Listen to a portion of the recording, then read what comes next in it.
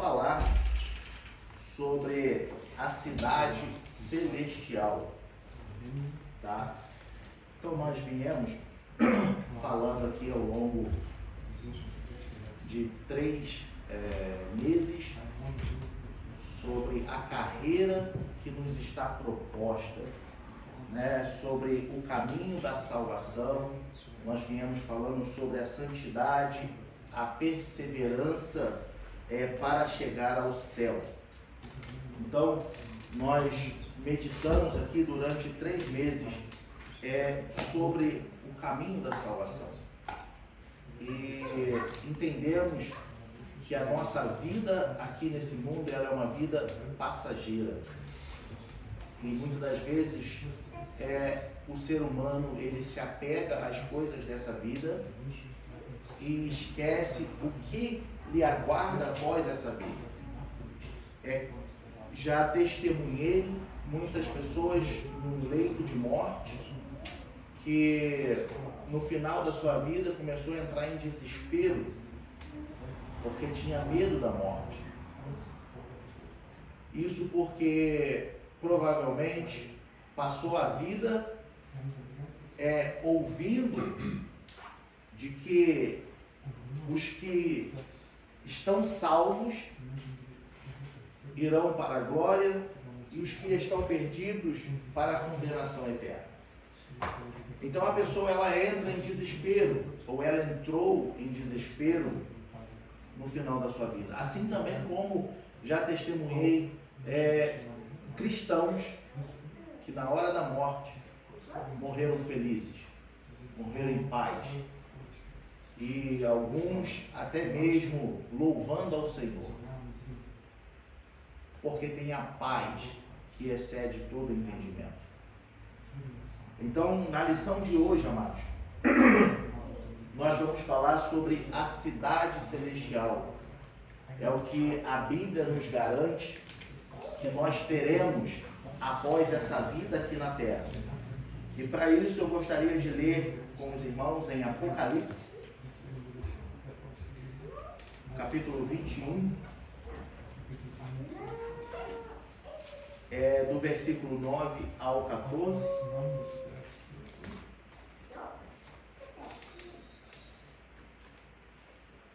Bota a outra versão tem isso. EBL, eu acho. ELB. Isso, garoto. É que ela é mais atual e é mais fácil de compreender. Apocalipse 21, do versículo 9 ao 14. Diz assim: E veio um dos 7 anjos que tinham as 7 taças cheias das últimas 7 pragas e falou comigo, dizendo: Vem, mostrar-te-ei a esposa, a mulher do Cordeiro. E levou-me em espírito a um grande e alto monte e mostrou-me a grande cidade, a santa Jerusalém, que de Deus descia do céu. E tinha a glória de Deus. A sua luz era semelhante a uma pedra preciosíssima, como a pedra de jaspe, como o cristal resplandecente. E tinha um grande e alto muro com 12 portas, e nas portas 12 anjos, e nomes escritos sobre elas, que são os nomes das 12 tribos de Israel. Da banda do levante tinha 3 portas, da banda do norte 3 portas, da banda do sul 3 portas, da banda do poente 3 portas. E o muro da cidade tinha 12 fundamentos, e neles os nomes dos 12 apóstolos do Cordeiro. Ainda Apocalipse 22, os 4 ou os 5 primeiros versículos, que diz: E mostrou-me o rio puro de água viva, ou da água da vida, claro como cristal, que procedia do trono de Deus e do Cordeiro. No meio da sua praça e de uma e da outra banda do rio estava a árvore da vida, que produz 12 frutos, dando o seu fruto de mês em mês, e as folhas da árvore são para a saúde das nações. E ali nunca mais haverá maldição contra alguém. E nela estará o trono de Deus e do Cordeiro, e os seus servos o servirão. E verão o seu rosto, e na sua testa estará o seu nome. E ali não haverá mais noite, e não necessitarão de lâmpada nem de luz do sol, porque o Senhor Deus os alumia, e reinarão para todo sempre. Amém? Graças a Deus. Amados, quando nós somos cristãos, nós cremos na palavra, na autenticidade da palavra, isso nos garante, nós como cristãos, vivermos nessa terra, mas de uma forma como que entendendo que nós não pertencemos a essa terra. E por isso, nós não nos apegamos às coisas dessa terra. E aí você pode me perguntar da seguinte forma: tá, mas como assim não se apegar às coisas dessa terra? Como assim eu vivo sem me apegar às coisas desse mundo? Porque a gente precisa trabalhar, a gente tem família para cuidar. Eu não posso me divertir, eu não posso passear com a minha família, eu não posso ter um momento de férias. Sim, você pode. Você tem que trabalhar. Quando nós olhamos para a criação do mundo e a criação do homem, Deus colocou o homem na terra, formou o homem, principalmente para cuidar do jardim do Éden, ou seja, para trabalhar. Então, o trabalho é digno, o homem tem que trabalhar. A família é o princípio de uma vida com Deus. Deus estabeleceu a família. Então, a Bíblia nos aconselha a cuidar da nossa família, dar atenção à nossa família, amar a nossa família. E por isso, nós devemos nos dedicar à família. Porém, amados, nós não podemos perder o nosso foco, que é os céus. Nós não podemos nos lamentar porque estamos aqui de passagem. Existem muitos cristãos que têm medo da morte, ou lamenta a hora da morte, porque essa vida aqui está muito boa. Agora que eu cheguei no auge da minha vida, estou vivendo os melhores momentos da minha vida, por que eu vou morrer agora? Esse não deve ser o medo do cristão. Essa não deve ser a preocupação de um cristão. Nós devemos entender como 1 Pedro, capítulo 2, versículo 11, vem nos dizer, né? Ele se refere da seguinte forma: amados, peço-vos como a peregrinos e forasteiros, que vos abstenhais das concupiscências carnais que combatem contra a alma. Ele diz, peregrinos e forasteiros. Ou seja, é como se você estivesse numa cidade de visita. Você entrou num portão da cidade e está saindo pelo outro. Assim é a nossa vida aqui na terra. Nós somos peregrinos, forasteiros. Nós não vamos ficar aqui. Aqui tudo é passageiro. E existem muitas pessoas colocando o coração nas coisas da terra e se esquecendo do que Deus tem nos proposto, que é muito maior que isso. O apóstolo Paulo, ele ainda diz, né, que o morrer para ele é ganho. O morrer é ganho. Por quê? Porque ele anseia estar logo com Cristo. Ele anseia estar logo com Deus. Então, a gente cumpre a nossa missão aqui nessa terra. A gente cuida da família aqui na terra. Nós trabalhamos aqui na terra. Nós servimos ao Senhor aqui na terra. Mas o nosso coração tem que almejar os céus. O nosso coração tem que almejar estar com Deus. quando eu tenho esse propósito no meu coração, eu vou lutar pela minha santidade. Quando eu tenho esse propósito no meu coração, eu aqui nessa vida, eu vou procurar fazer de tudo para não me afastar do meu Criador. Agora, quando a gente não tem esse propósito no nosso coração, a última coisa que nós pensamos é a nossa vida, ou melhor, o que irá acontecer após essa vida. Porque após essa vida da terra, aí é eterno. Ou a perdição, ou a salvação. Aqui a vida é passageira. Agora, após a morte, é eterno. Não haverá mais retorno. Mas aí é onde você deseja estar? Na perdição ou na salvação? O apóstolo Paulo vem dizer em Filipenses 3:20 da seguinte forma: mas a nossa cidade está nos céus, donde também esperamos o Salvador, o Senhor Jesus Cristo. As nossas coisas não são aqui na terra. As nossas coisas estão nos céus. Essa é a promessa que Ele nos fez. Só que a nossa vida aqui na terra, ela é repleta, ela é cheia de oportunidades, cheia de ofertas tentadoras. Os prazeres da carne, os prazeres da carne são prazeres tentadores.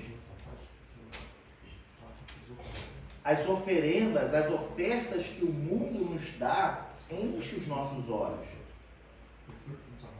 Sabe por quê? Porque são coisas fáceis. São coisas fáceis. Nós vemos, por exemplo, vamos pegar aqui a Berlim, nós vemos a cada dia que se passa, pessoas, e principalmente essa geração, né, agora que vem antes da nossa, ou melhor, depois da nossa, que são gerações que estão crescendo sem princípios. São gerações que não querem se submeter a regras. É uma geração que está com a cabeça modernizada. Mas é por quê, amados? Porque é mais fácil viver assim. Então você faz o que você quer, você é o que você quer. Enfim, você vive do jeito que você quer. Isso nós podemos ver que quanto mais a humanidade e essa geração que vem crescendo agora após nós, essa geração, quanto mais longe dos princípios eles vão ficando, mais perdidos estão. Mais perdidos estão. Aí mostra o que o apóstolo Paulo diz: eles começam a ter a mente cauterizada. A mente cauterizada por causa do pecado. Então, amados, nós vemos uma geração crescendo que, particularmente, me preocupa ver a minha filha no meio de uma geração, ou nós deveríamos nos preocupar em ver os nossos filhos no meio de uma geração onde não existem princípios. Nas escolas estão ensinando, de uma certa forma, falando assim de uma forma superficial, nas escolas estão ensinando as crianças a esquecerem princípios ou a renovarem seus princípios. Então, quando a minha filha chega em casa, eu tenho que sempre lembrar ela quem ela é. Eu tenho que sempre lembrar ela quais são os seus princípios. Quais são os princípios da família? Porque a humanidade vai caminhando para esse lugar. A humanidade vai seguindo para essa direção. E nós devemos sempre apresentar a Deus os nossos filhos e pedir para o nosso Senhor guardá-los em todo lugar. Voltando ao tema da lição de hoje, nós falaremos sobre a cidade celestial. Para que a gente entenda, amados, o que é chamado de paraíso, o que é o paraíso? O paraíso é aonde Deus está. Por quê, amados? Porque aonde Deus está, não existe problemas, não existe pecado, não existe corrupção, não existe tristeza, não existe nada de que nós temos nesse mundo que nos afasta. Fala, filha. Se eu tenho que traduzir, Tu vai ter que traduzir, filho. É só ligar o outro microfone lá. Então, o que é denominado paraíso? O paraíso é a morada de Deus. O paraíso é aonde se encontra Deus, os anjos e os salvos estarão juntamente com Deus. Nós podemos ver em 2 Coríntios, capítulo 12,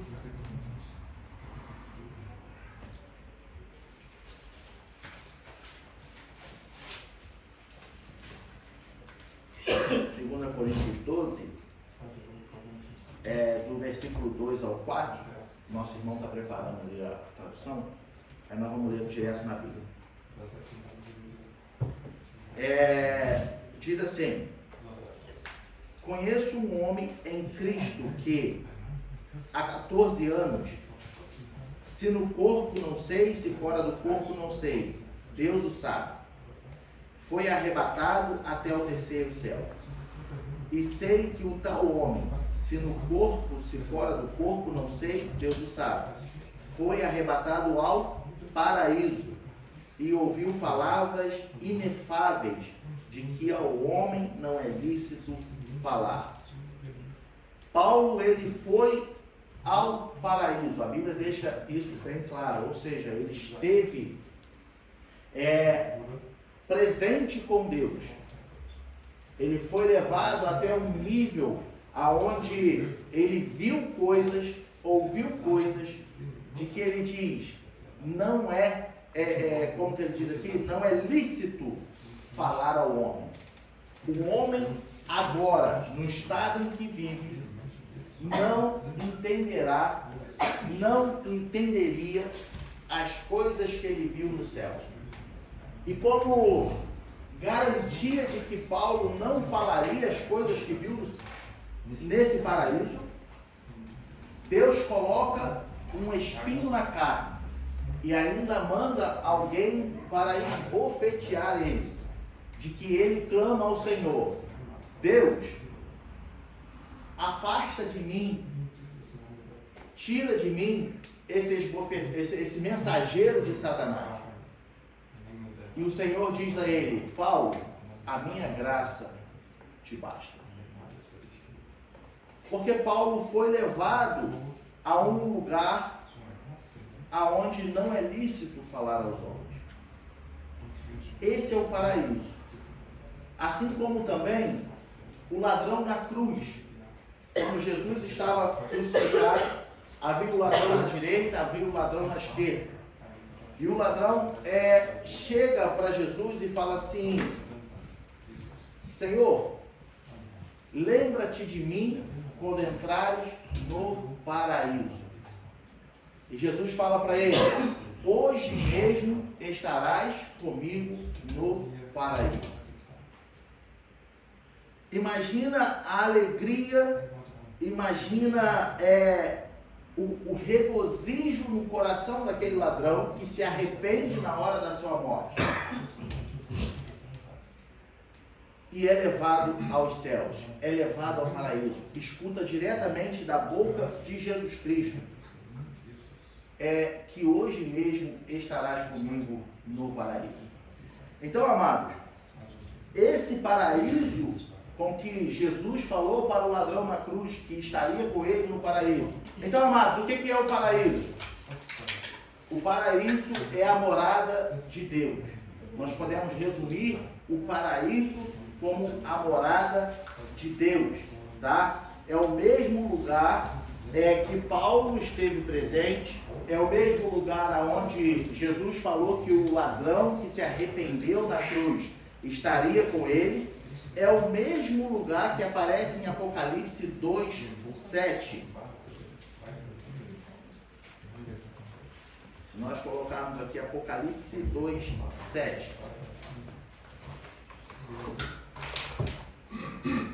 Ele diz: quem tem ouvidos, ouça o que o Espírito diz às igrejas.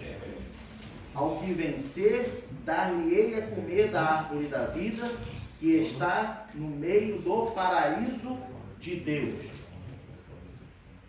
Então, esses paraísos, na qual aparece, na qual é falado, tá?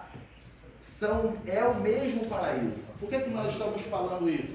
Para que a gente entenda que paraíso é aonde Deus se encontra, é a morada de Deus. Agora a lição vem nos falar da cidade eterna. Aonde é a cidade eterna? Ou melhor, o que é a cidade eterna? Essa lição, amados, nós teríamos que, de uma certa forma, entrar na parte escatológica, tá? Que é o estudo do fim dos tempos. Essa parte escatológica, ela é muito extensa, é muito profundo. Nós teríamos que investir aqui vários domingos para essa parte escatológica. Por quê? Há uns 5 anos atrás, mais ou menos, 6 anos atrás, nós tivemos aqui um estudo só sobre escatologia na escola dominical. E nós ficamos aqui pelo menos 6 meses falando sobre escatologia, o fim dos tempos. Essa lição nós vamos ter que falar de uma forma mais reduzida, ou resumida, perdão, para que a gente entenda o que é a cidade eterna. Veja bem, a Bíblia nos revela que haverá o arrebatamento. Após o arrebatamento, dará início à grande tribulação. Na grande tribulação serão 7 anos de tormento, aonde a presença de Deus não estará mais presente sobre a terra, aonde o Espírito Santo será retirado da terra. Então, as pessoas não sentirão mais o prazer em estar na presença de Deus, por exemplo. Muitos procurarão as igrejas e não acharão. Porque o templo estará vazio. O templo não haverá ninguém. Porque a igreja de Cristo já terá sido arrebatada. A igreja de Cristo já terá sido arrancada da terra. E junto com a igreja, o Espírito Santo. Então a humanidade vai ficar sem a presença de Deus totalmente. Aonde haverá desespero, aonde haverá maldade, porque Satanás ele vai operar no mundo de uma forma deliberada. Após a grande tribulação, aonde terá ali o mensageiro de Satanás, o falso profeta, o anticristo, vai vir, após os 7 anos, virá novamente Jesus Cristo com todo resplendor e glória. aonde julgará. Mas ainda não é o juízo final. Nesse momento é chamado de Armagedon, aonde os que sobrevivem à grande tribulação, os que sobrevivem ao Armagedon, tá? Eles, agora na grande tribulação, nós entendemos, porque a Bíblia nos mostra que haverá salvação na grande tribulação. Porém, a salvação agora não será mais através do Espírito Santo. As pessoas que passaram uma vida ouvindo de Jesus, ouvindo sobre a salvação, sobre a volta do nosso Senhor e Salvador, e não deram ouvidos, na grande tribulação eles se lembrarão. Só que agora na grande tribulação, ao invés de serem convencidos pelo Espírito Santo, como é hoje, terão que dar a sua vida. Ou seja, agora eles morrerão,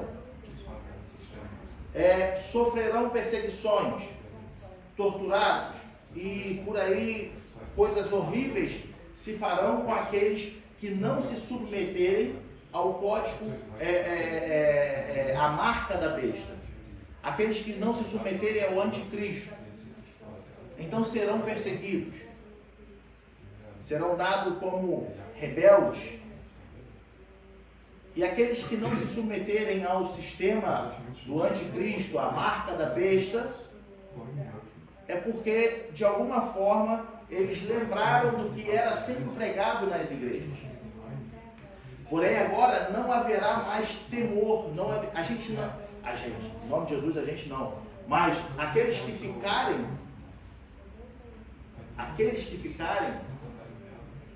eles não sentirão esse regozijo que nós sentimos hoje. E por isso agora só vai restar a eles darem a sua vida, ou seja, deixar ser levado e ser morto, para que alcancem a salvação. Então, falando de uma forma bem superficial, bem resumida, arrebatamento, grande tribulação, Armagedon. Após o Armagedon virá o milênio. Após o milênio virá o juízo final, que é o grande trono branco, aonde Satanás será julgado e jogado eternamente no lago de fogo. E então virá a cidade celestial, aonde passaremos a eternidade.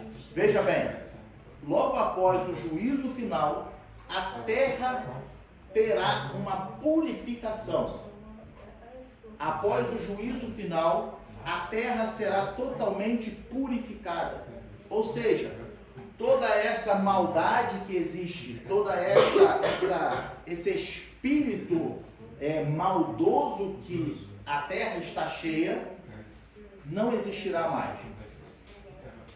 A terra será totalmente purificada. Nós podemos ver em 2 Pedro, capítulo 3, versículo 10, que ele diz: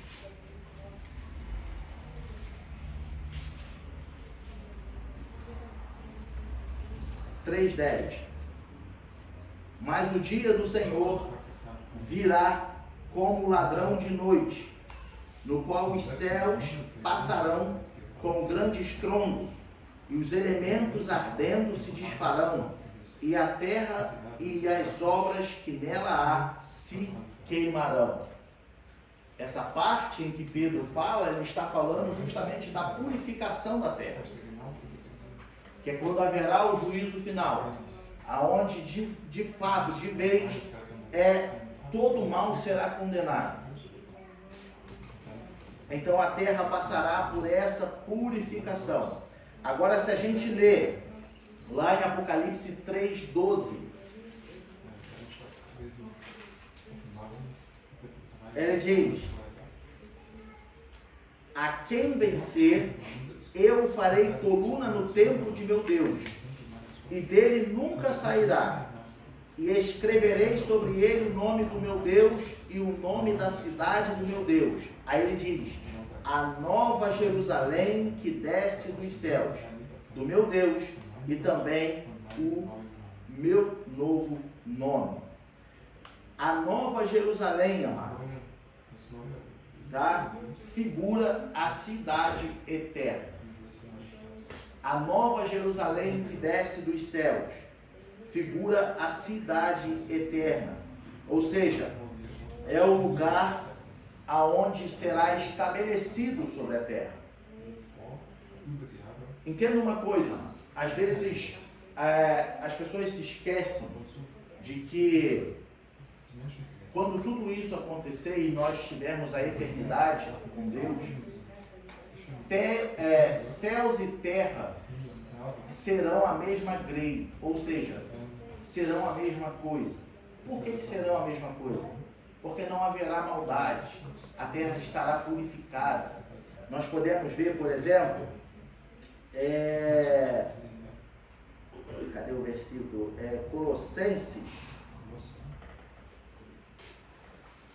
Colossenses capítulo 1, versículo 20, ele diz assim: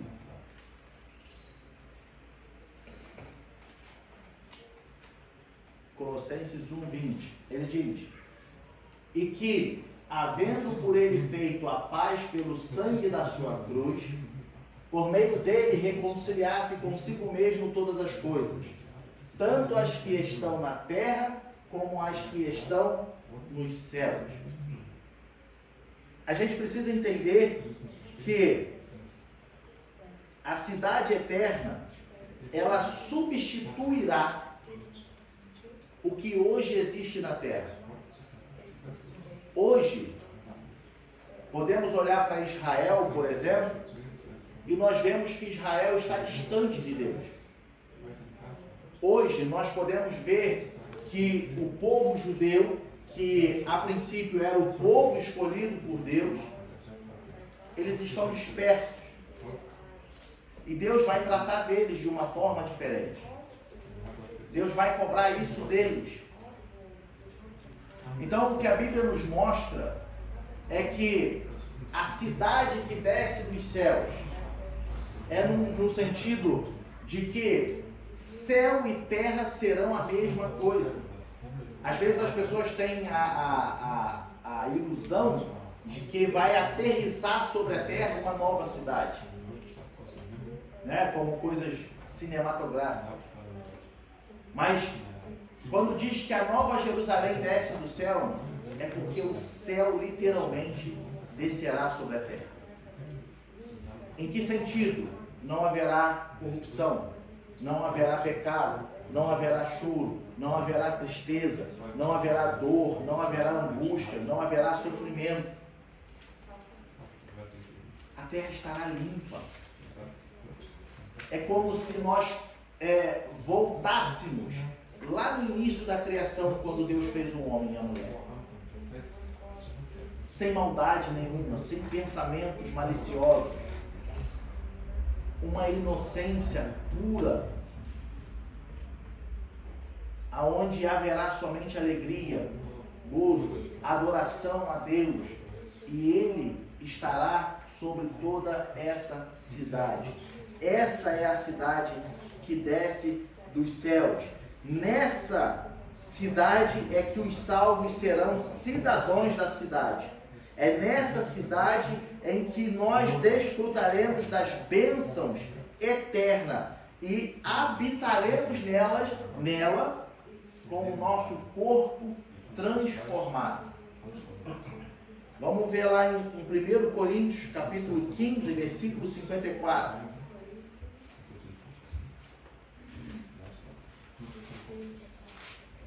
Ele diz: e quando isto que é corruptível se revestir da incorruptibilidade, e isto que é mortal se revestir da imortalidade, então cumprir-se-á a palavra que está escrita: tragada foi a morte na vitória. Aqui Paulo está falando do nosso corpo.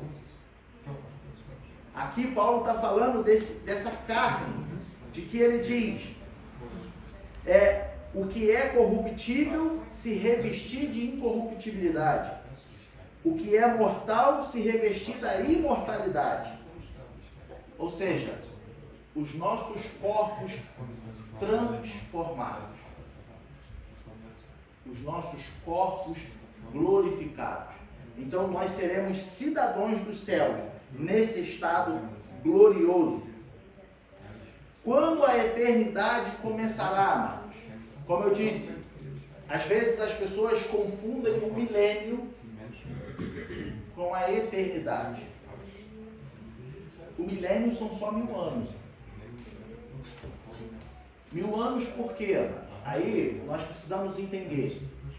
Nós da Assembleia de Deus, nós acreditamos, e não só porque acreditamos, mas porque a Bíblia nos dá base para isso. Nós acreditamos que a volta do Senhor será sobre, como que eu vou dizer, fases. E nós passaremos pelo milênio. E quem estará lá no milênio? Lá no milênio estarão os arrebatados com Cristo. Lá no milênio estarão aqueles que sobreviveram e venceram o Armagedon. Como? Os que morreram, os que não se entregaram à marca da besta e ao anticristo. E quem estará no milênio? O povo judeu. No milênio viveremos 1000 anos, só que sem tormenta. Por quê? Porque Satanás estará preso. Por 1000 anos Satanás estará preso. Quando Satanás estiver preso por 1000 anos, é onde no milênio ainda as pessoas, né, que vieram da grande tribulação, eles ainda não estão com seus corpos glorificados. Como nós, Igreja de Cristo, já estaremos. É interessante a gente entender isso. Por que é interessante? Porque às vezes a gente não consegue entender a lógica de que por que Satanás ficou preso, depois Satanás vai ser solto de novo, depois ainda vai haver o juízo final. Porque no milênio estarão a Igreja de Cristo com os corpos glorificados, estarão aqueles que vieram do Armagedon, os que sobreviveram ao Armagedon, porém salvos, mas ainda não glorificados. Isso é importante a gente entender. Estarão salvos, mas os seus corpos ainda não glorificados. Por quê? Porque é comprovado de que no milênio ainda haverá morte. É porque ainda no milênio haverão crianças nascendo, desses que vieram do Armagedon. O povo judeu ainda não terá o corpo glorificado como a Igreja de Cristo já estará glorificada. Então muitas coisas acontecerão ali.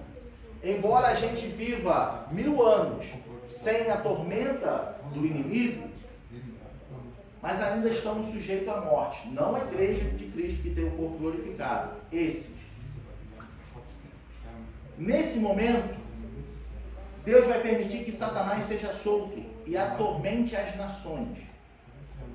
E aí, se você for ver lá no plano escatológico, você vai ver que Satanás ele vai atormentar as nações. Por quê?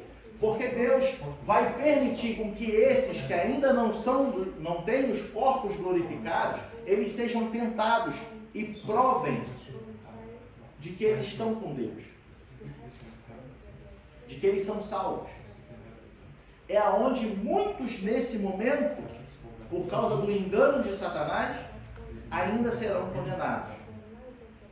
Então vai vir esses condenados do milênio, com mais aqueles da grande tribulação que no Armagedon morreram, mas ainda não passaram pelo juízo final. Então entende-se que eles vão para o Hades e ficam lá aguardando o juízo final. Então junta-se esses que Satanás conseguiu enganar no julgamento das nações, com esses que estão no Hades, e acontece o juízo final. Após o juízo final, após a purificação da terra, após a nova Jerusalém que desce dos céus, é que começa a eternidade.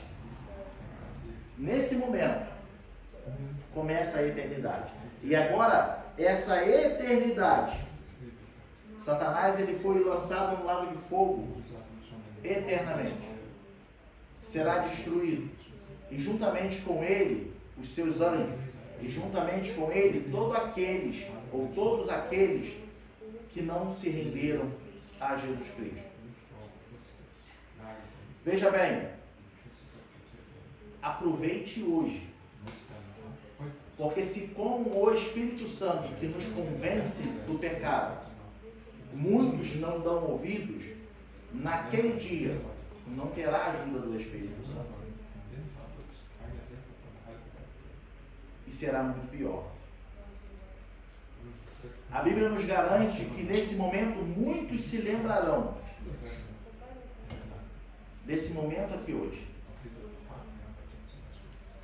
Muitos se lembrarão desse momento em que a igreja falava: Jesus está voltando. Veja bem, mesmo as pessoas não acreditando, mesmo as pessoas duvidando, Jesus vai voltar. Mesmo as pessoas não dando crédito, Jesus vai voltar. E a prova disso é quando nós olhamos ao nosso redor. Tudo que está escrito na Bíblia vem se cumprindo cada vez mais. Tudo que foi falado na Bíblia vem se cumprindo cada vez mais. E isso mostra que breve Jesus voltará. As pessoas têm todo o direito de não acreditar. Deus concede esse livre-arbítrio. Você pode não acreditar. Você pode duvidar. Mas uma coisa é fato. Vai acontecer. E não queira apostar nas suas forças, pensando: o pastor disse que na grande tribulação ainda haveria salvação. Então eu terei uma segunda chance. Não vai ter segunda chance. Não conte com segunda chance. Não conte com segunda chance. Se hoje nós temos a pessoa do Espírito Santo que nos convence, e você não se deixa ser convencido, como acontecerá na grande tribulação sem a ajuda do Espírito Santo?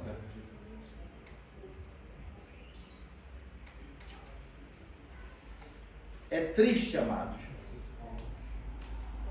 mas muitas pessoas acham que são só conversas.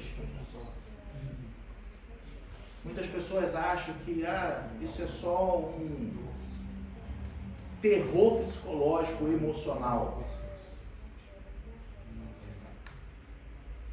Mas eu digo que Deus, Ele é sentido. Você sente Deus. Deus é experiência íntima. E quando você tem essa experiência íntima com Deus,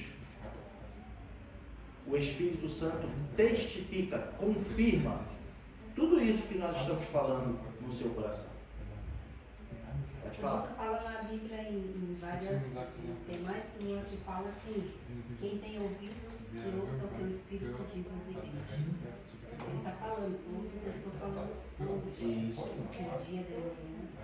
É isso aí. Tudo que eu estou falando. E alerta em mais passagens da Bíblia, né? Não é uma vez só.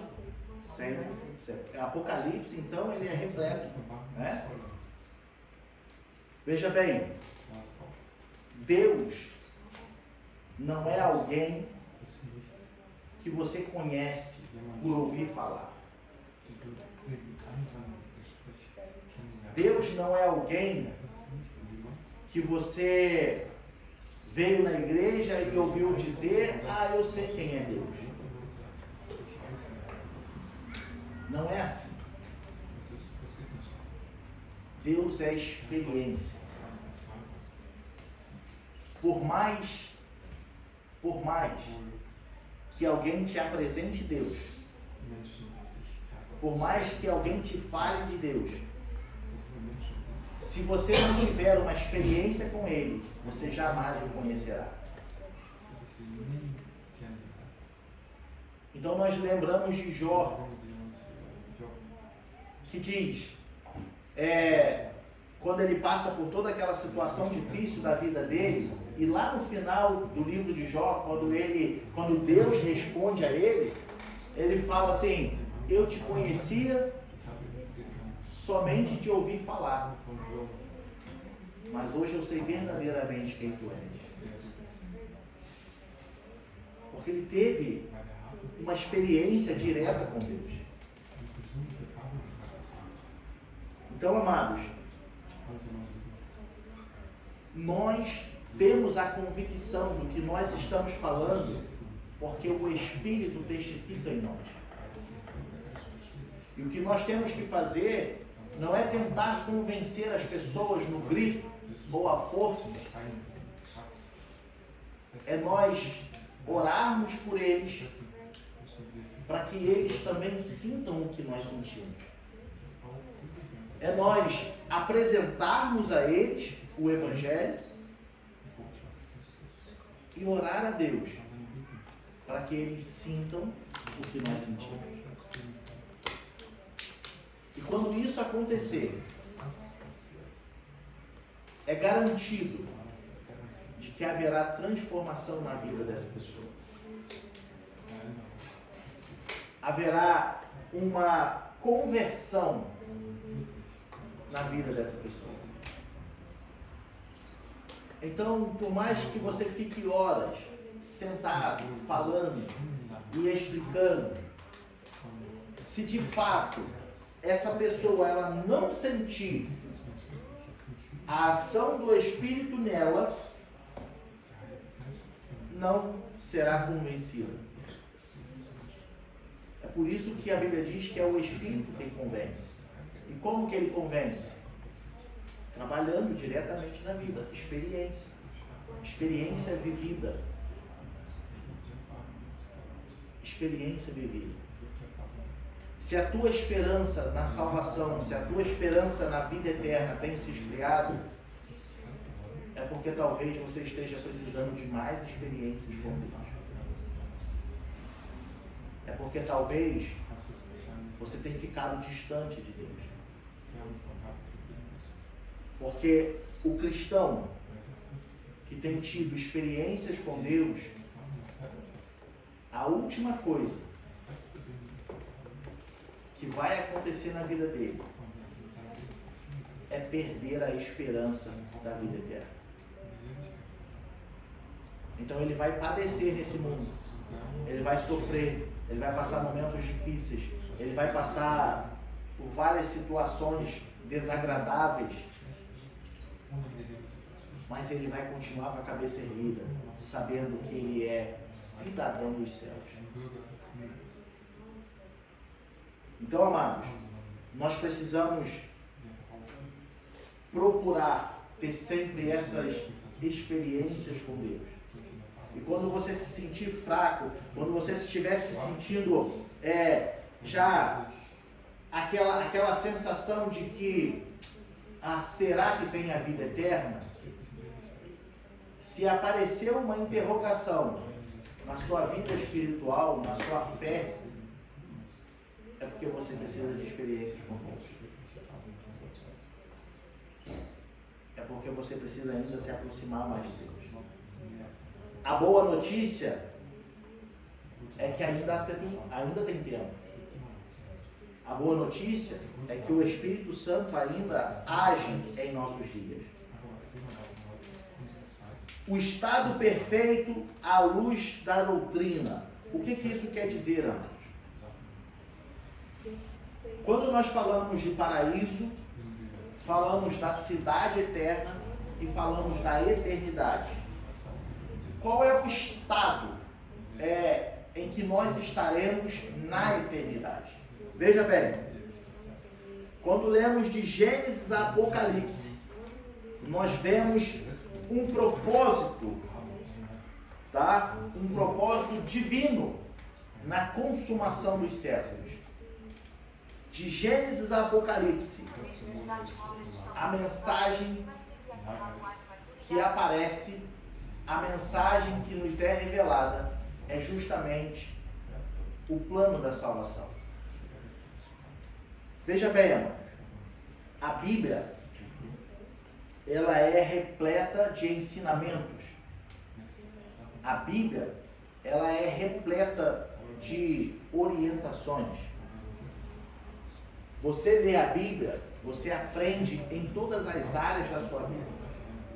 A Bíblia, ela tem resposta para tudo.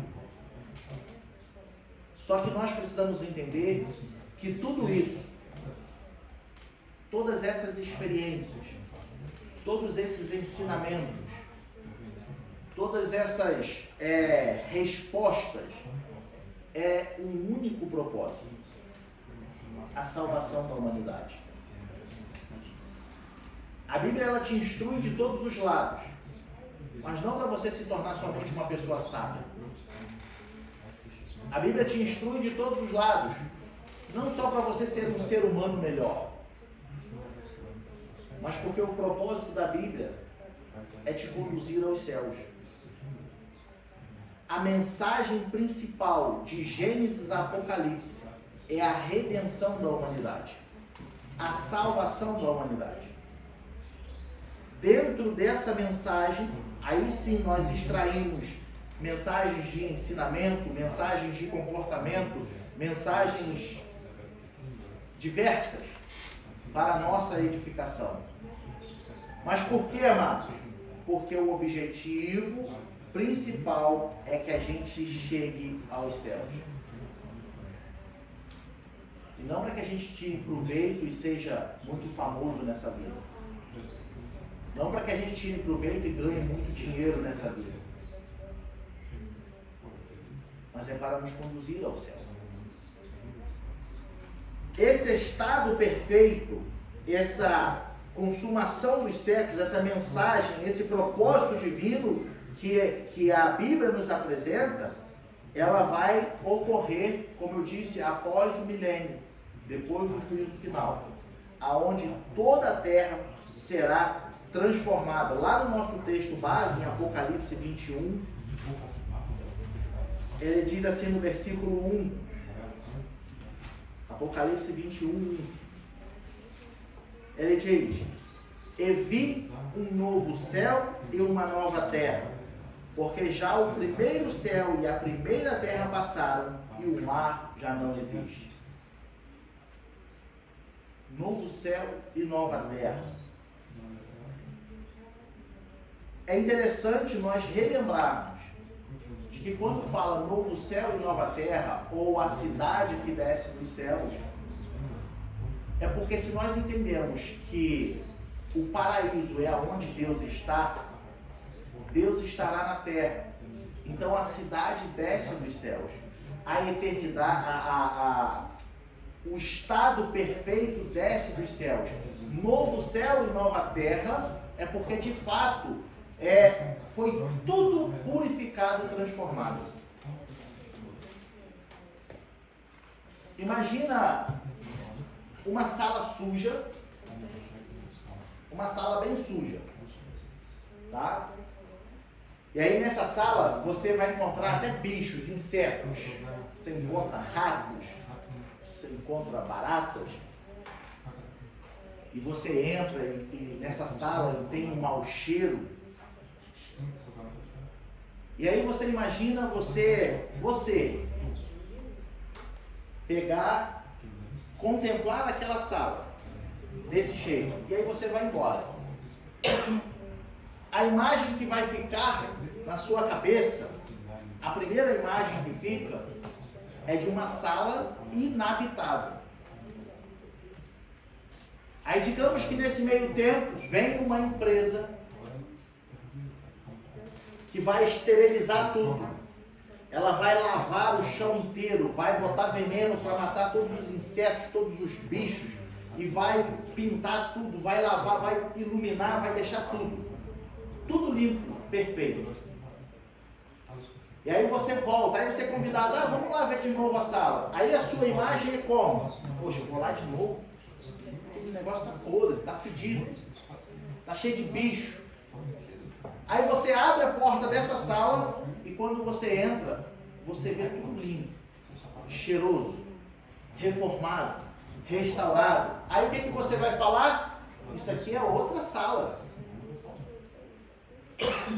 Isso aqui é um outro lugar. Assim será na terra. Novo céu e nova terra. Toda essa imundícia que está sobre a terra será esterilizada, será exterminada. E quando a igreja de Cristo repousar sobre essa terra, serão novos céus e nova terra.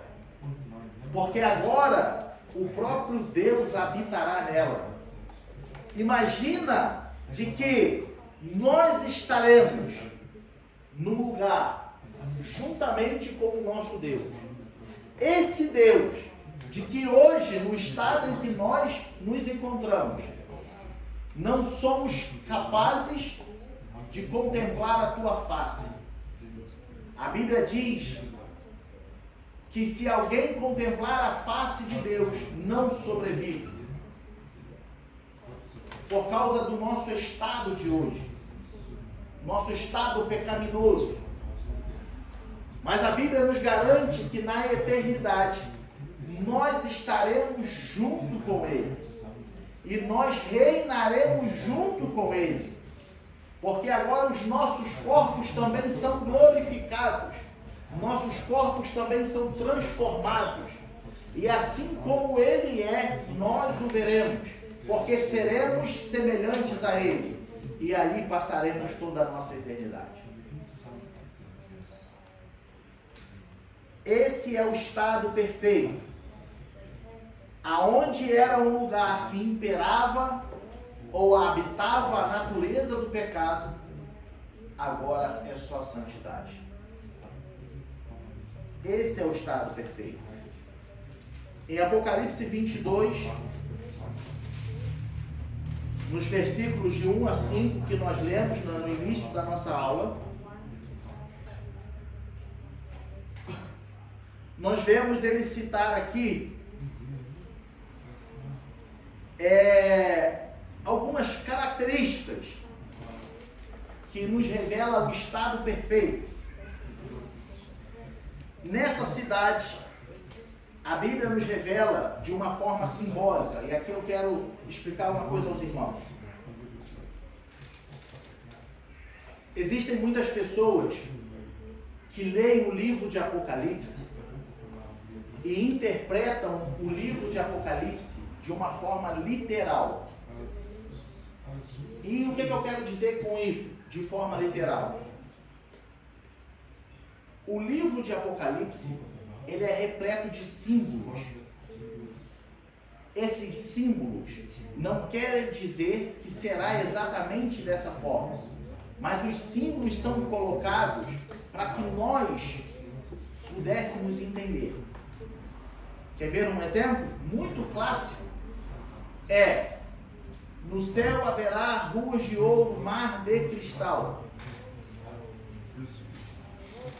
Quando João escreve isso, ele pega o que há de mais valioso na terra e compara como será no céu, para que nós, na nossa limitação humana, pudéssemos entender quão glorioso será no céu.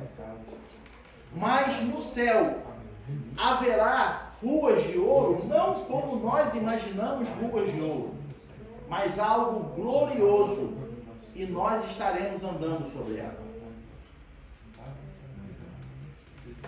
Então, Apocalipse usa muitos símbolos.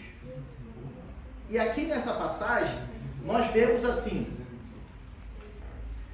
versículo 1 de 22. E mostrou-me o rio puro da água da vida, claro como cristal, que procedia do trono de Deus e do Cordeiro. Veja bem, amados, esse rio que jorra água da vida, tá? Trata-se do rio literal.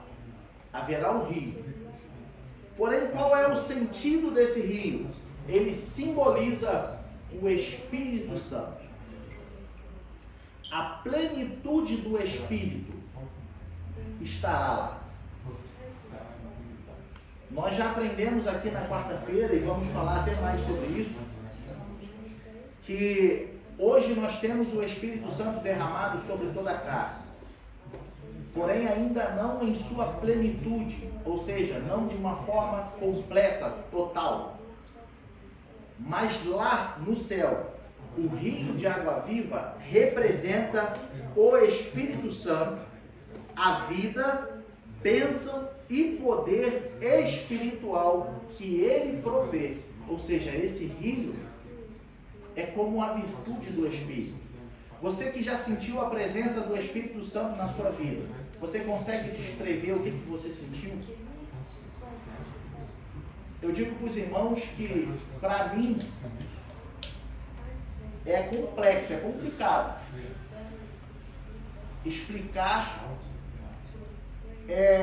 o que de fato eu sinto quando eu sinto o Espírito Santo em minha vida. Quando estou cheio do Espírito. É algo que você não sabe explicar. Eu costumo dizer que até o nosso corpo, ele é limitado nas emoções para expressar a ação do Espírito Santo. Ou seja, ou você ri, ou você chora. É expressado duas emoções, porque o nosso corpo é limitado a essas duas emoções. Então, por exemplo, quando eu sinto a presença de Deus na minha vida, eu sou um crente chorão. Eu choro. Mas não choro de tristeza, choro de alegria. Choro de prazer por estar sentindo a presença de Deus. Já existem pessoas que riem, que saem alegres, que querem pular, que querem gritar, que tem que se conter para não sair pulando por aí fora. Por quê? Porque são emoções que o nosso corpo tem ao sentir a presença do Espírito Santo. Não confunda o que eu estou dizendo. Eu não estou dizendo que sentir o Espírito é ato de emoção. Não. Eu estou falando que a forma como o nosso corpo, ela expele, ela demonstra, são dessas formas. Por quê? Porque é inexplicável a forma como sentimos o Espírito Santo. Pergunta a uma pessoa que acabou de ser batizada com o Espírito Santo, o que ela sentiu? Fala, o que você sentiu? Ela vai falar, eu não sei. Foi uma coisa assim que eu não sei, só sei que era muito gostosa. O rio de água vida, de água da vida, ou da água da vida, que jorra no trono, ele representa essa plenitude, essa bênção, esse regozijo que haverá no céu, que haverá na eternidade. Ela representa tudo isso, todas essas bênçãos. Então, nós hoje, aqui nós temos uma palhinha, né? Nós temos um exemplo do que é sentir o regozijo do Espírito.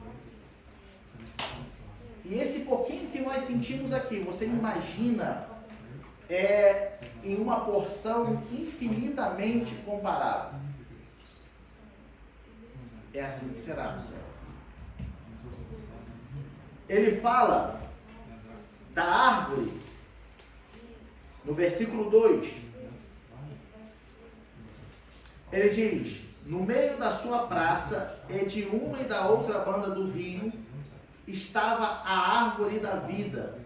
Aí ele diz que produz 12 frutos, dando seu fruto de mês em mês. E as folhas da árvore são para a saúde das nações. Esta árvore, amados, ela simboliza a vida eterna, concedidas a todos que habitam nessa nova cidade. Veja bem, as folhas dessa árvore indicam a ausência de tudo que causa sofrimento. As folhas da árvore estarão lá floridas, porque indica a ausência de sofrimento, a ausência de dor, tá? Então, é a ausência de tudo aquilo que causa sofrimento físico e espiritual. Por isso que ele diz que produz 12 frutos, dando seu fruto de mês em mês, e as folhas da árvore são para a saúde das nações. É como se essa árvore nunca caísse as folhas. É como se essa árvore nunca ficasse igual a que fica no outono. Por quê? Porque essas folhas, ela representam o quê? A ausência de tudo aquilo que causa sofrimento, a ausência de tudo aquilo que causa dor, seja físico ou espiritual. Por isso que ele fala da árvore da vida. Então nós temos o rio, que traz todo esse regozijo, como nós já falamos. Nós temos a árvore da vida, que simboliza a vida eterna. Uma vida eterna sem sofrimentos e sem dores, tá? Nesse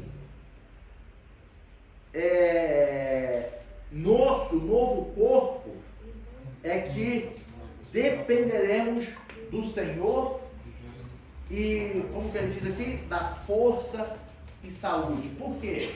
Porque agora a nossa vida, ela, como é que eu vou dizer? Da mesma forma que a glória de Deus, o resplendor de Deus ilumina toda a cidade, a nossa vida agora, ela não depende só da nossa saúde física, mas a gente absorve diretamente de Deus, com os nossos corpos transformados. Por isso viveremos eternamente.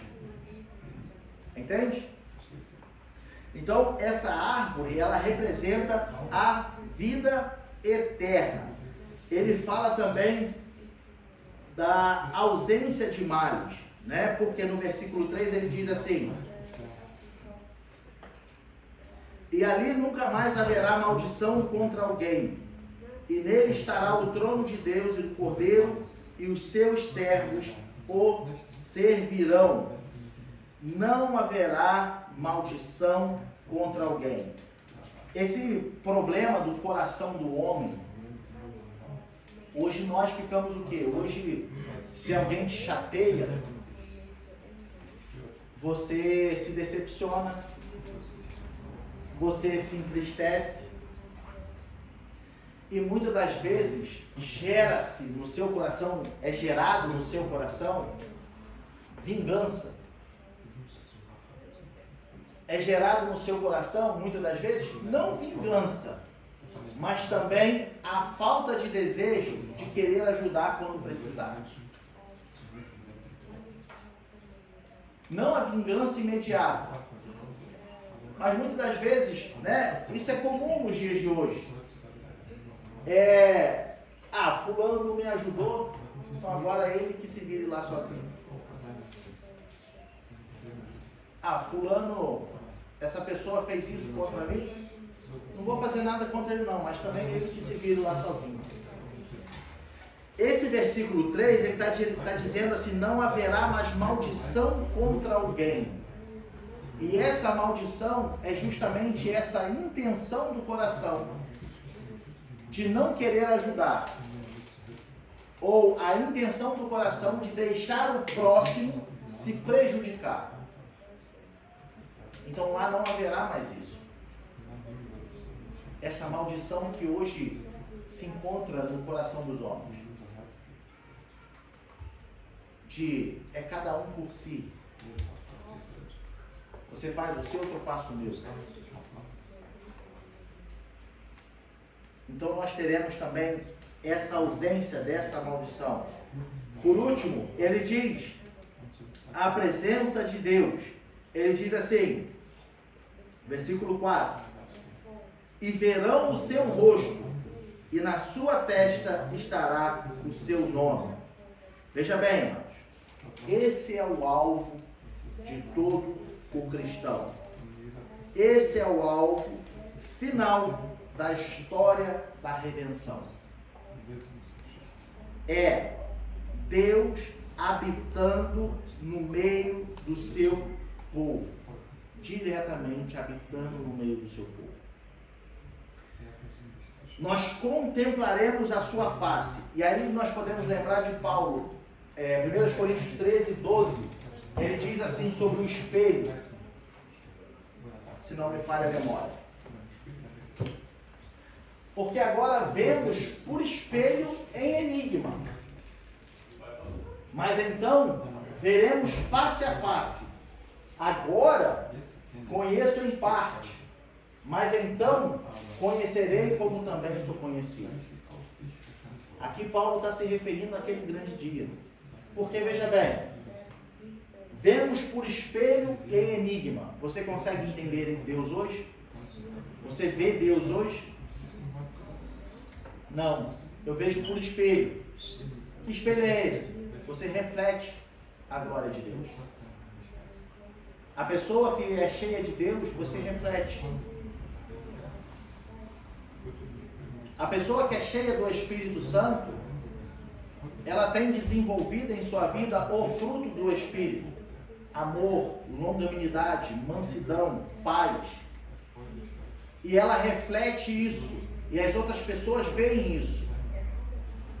E muitas das vezes as pessoas não entendem, porque você pode estar passando a pior fase da sua vida, mas como você tem o fruto do Espírito, você está sempre sorrindo.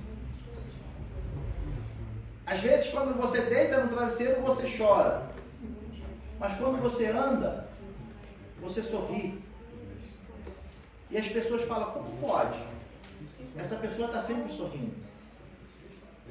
É o que Paulo está falando. Eu estou vendo por espelho em enigma. Aí ele continua. Mas então, esse mais então naquele dia veremos face a face. Agora, aí ele volta para agora, nosso estado. Agora conheço em parte. Por que em parte?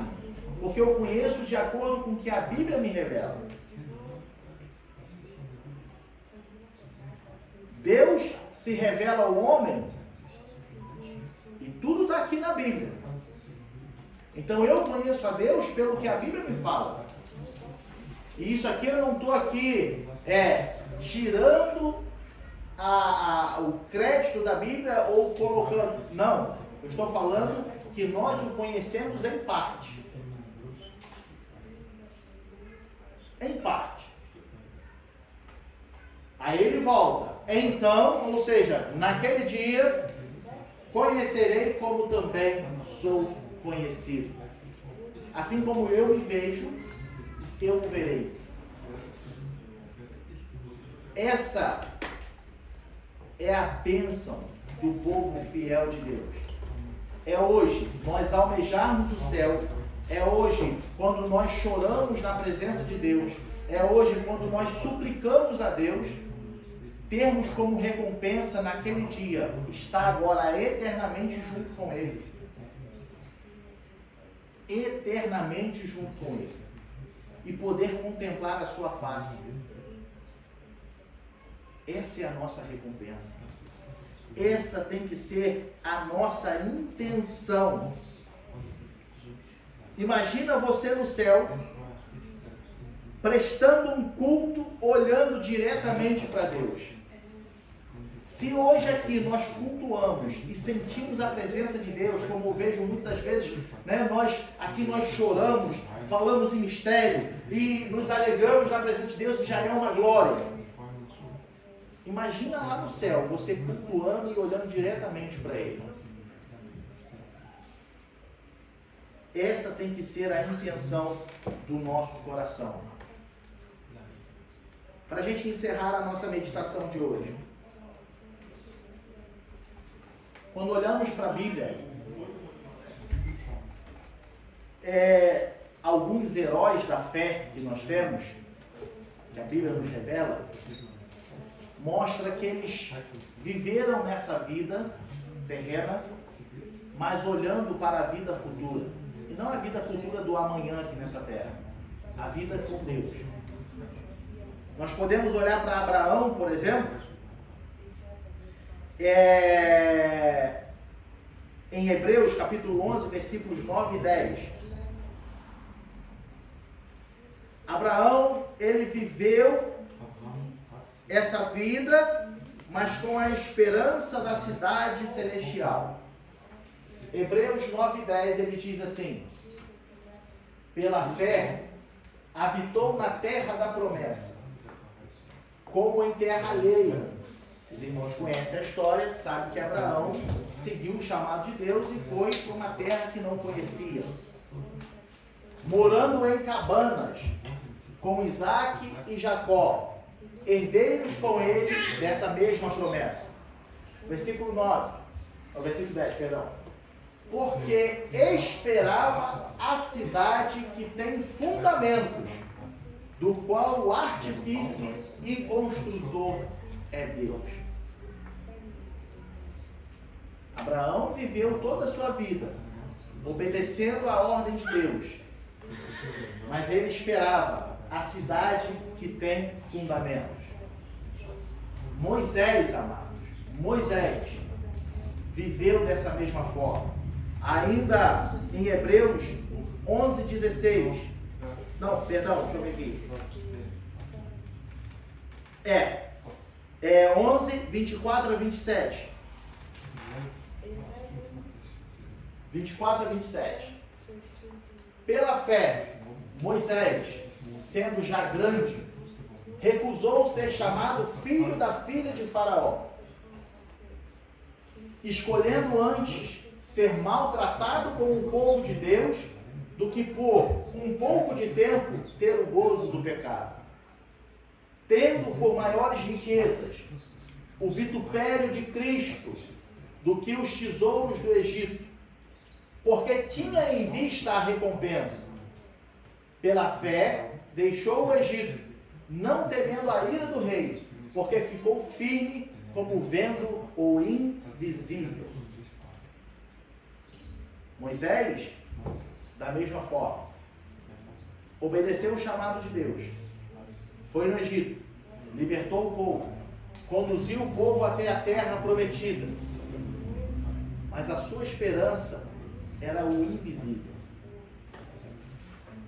A sua esperança era aquilo que os olhos não alcançam.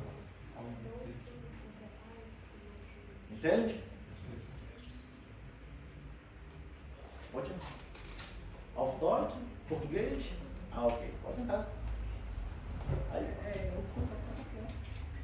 Agora a escola bíblica vai acabar em 5 minutos, mas começa o culto daqui a pouco, vai até 1h30, mais ou menos.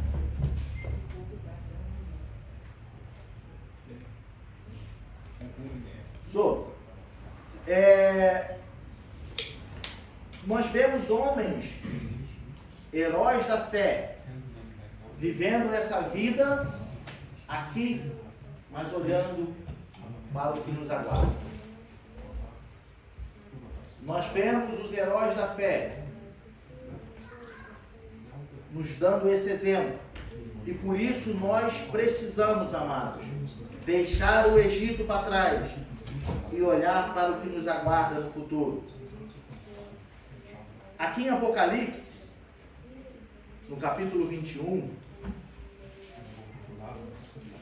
no nosso texto base, ele diz assim, no versículo 12, 21, 12: e o 14.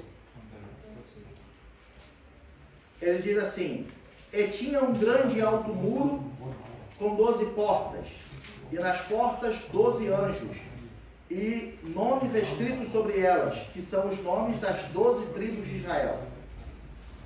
Aí o 14. E o muro da cidade tinha 12 fundamentos, e neles os nomes dos 12 apóstolos do Cordeiro. O que tem a ver essa ligação? A cidade tinha muro, mas se não haverá pecado, por que vai ter muro? Se não haverá invasores, por que vai ter muro? Lembra que eu falei que são símbolos?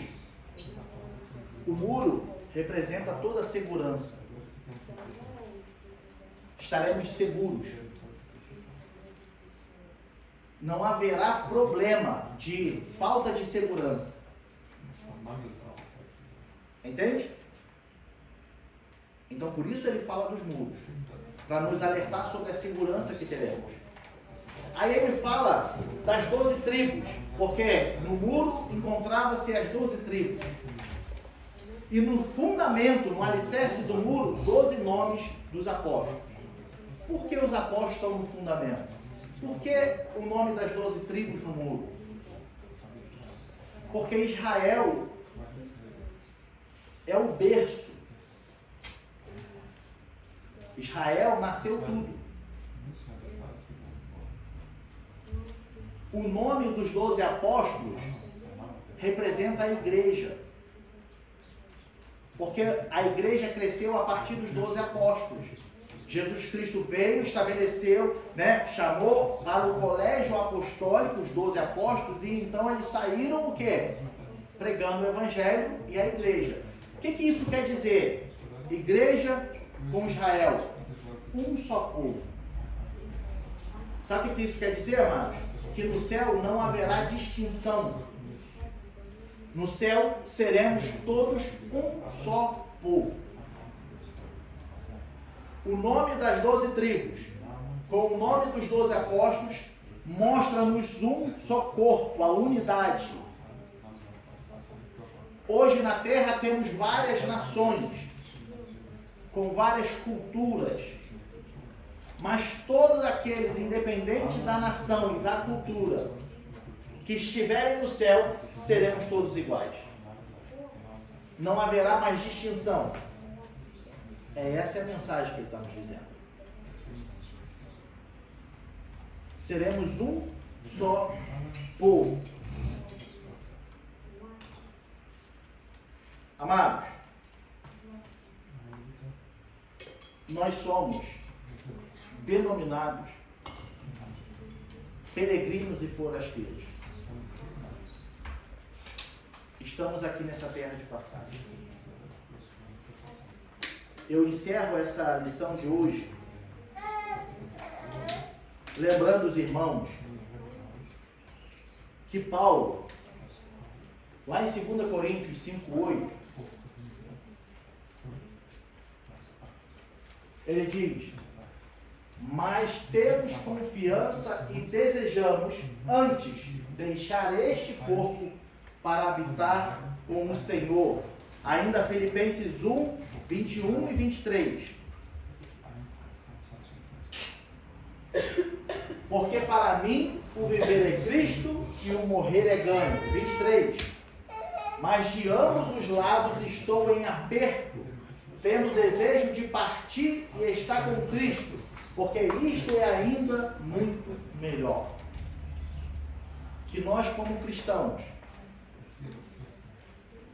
nós venhamos ter o desejo de estar com Cristo. Eu disse para os irmãos, nessa vida nós temos que cumprir a nossa missão nessa terra. Então, se você casou, você tem família, você tem filhos, cuide da sua família e dos seus filhos. Você precisa trabalhar, então trabalhe.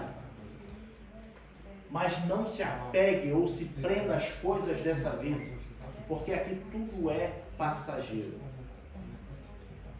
Pessoas deixam de viver com a sua família porque se dedicam extremamente ao trabalho, a fim de acumular riquezas. A morte vem no dia seguinte tudo aquilo que você lutou para conquistar. Pessoas que nunca trabalharam vão consumir tudo e não vão dar nenhum valor. Tudo aquilo que você passou a vida trabalhando, acumulando, vai ficar aqui nessa terra. Você vai estar sozinho lá no caixão. Dali em diante, só Deus sabe qual será o seu destino.